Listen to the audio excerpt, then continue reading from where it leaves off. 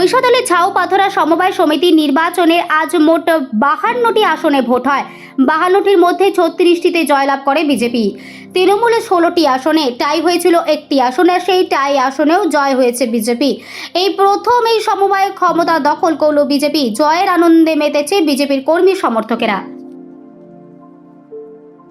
বলবো আমরা আমাদের বিজেপির পক্ষ থেকে আমাকে কনভেনার করা হয়েছিল এবং এটা হচ্ছে যে বিজেপির আমাদের এই ঝাউপাথরা তৃণমূল যেভাবে ব্যাপক দুর্নীতি করেছে সেই দুর্নীতির বিরুদ্ধে আমাদের হচ্ছে যে এই জয়টা আমরা সাফল্য পেয়েছি।